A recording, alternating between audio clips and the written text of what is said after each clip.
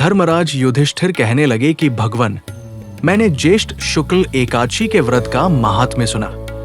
अब कृपया आषाढ़ कृष्ण एकादशी की कथा सुनाइए। इसका नाम क्या है, महात्म्य क्या है, ये भी बताइए। श्री कृष्ण कहने लगे कि हे राजन, आषाढ़ कृष्ण एकादशी का नाम योगिनी है। इसके व्रत से समस्त पाप नष्ट हो जाते हैं। ये इस लोक में भोग और परलोक में मुक्ति देने वाली है।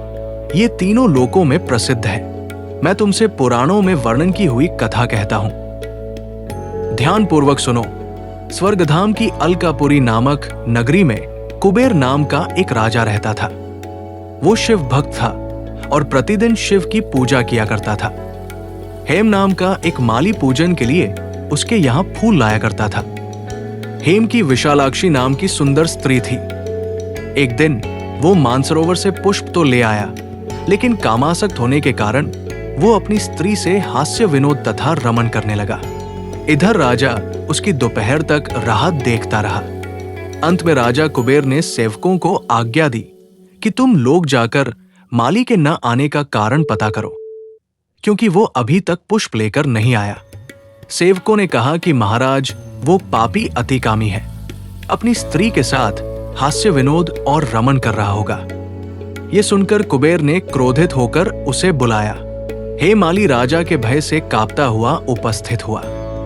राजा कुबेर ने क्रोध में आकर कहा, अरे पापी, नीच, कामी, तूने मेरे परम पूजनीय ईश्वरों के ईश्वर श्री शिवजी महाराज का अनादर किया है। इसलिए मैं तुझे शाप देता हूं कि तू स्त्री का वियोग सहेगा और मृत्युलोक में जाकर कोढ़ी होगा।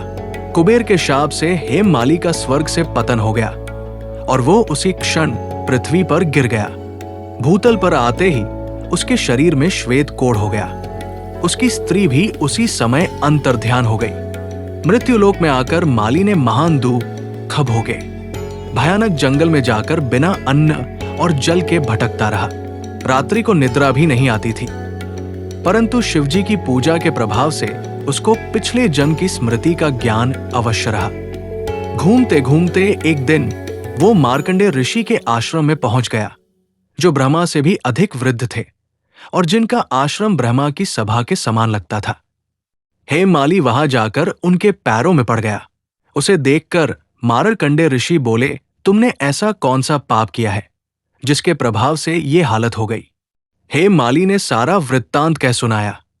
ये सुनकर ऋषि बोले, निश्चित ही तूने मेरे सम्मुख सत्य वचन कहे हैं, इसलिए तेरे उद्धार के लिए मैं एक व्रत बताता हूं। यदि तू आषाढ़ मास के कृष्ण पक्ष की योगिनी नामक एकादशी का विधि पूर्वक व्रत करेगा तो तेरे सब पाप नष्ट हो जाएंगे। ये सुनकर हेम माली ने अत्यंत प्रसन्न होकर मुनि को साष्टांग प्रणाम किया। मुनि ने उसे स्नेह के साथ उठाया। हेम माली ने मुनि के कथनानुसार विधि पूर्वक योगिनी एकादशी का व्रत किया। इस व्रत के प्रभाव से अपने पुराने स्वरूप में आकर वो अपनी स्त्री के साथ सुखपूर्वक रहने लगा। भगवान कृष्ण ने कहा है, राजन, ये योगिनी एकादशी का व्रत 88,000 ब्राह्मणों को भोजन कराने के बराबर फल देता है। इसके व्रत से समस्त पाप दूर हो जाते हैं और अंत में स्वर्ग प्राप्त होता है। यदि आपको ये कथा अच्छी लगी हो तो कृपया वीडियो को लाइक करें, अपने परिवार और मित्रों के साथ शेयर करें, चैनल को सब्सक्राइब करें और ऐसी ही प्रेरणादायक एवं भक्तिमय कथाओं के लिए बेल आइकन अवश्य दबाएं। जय श्री राम।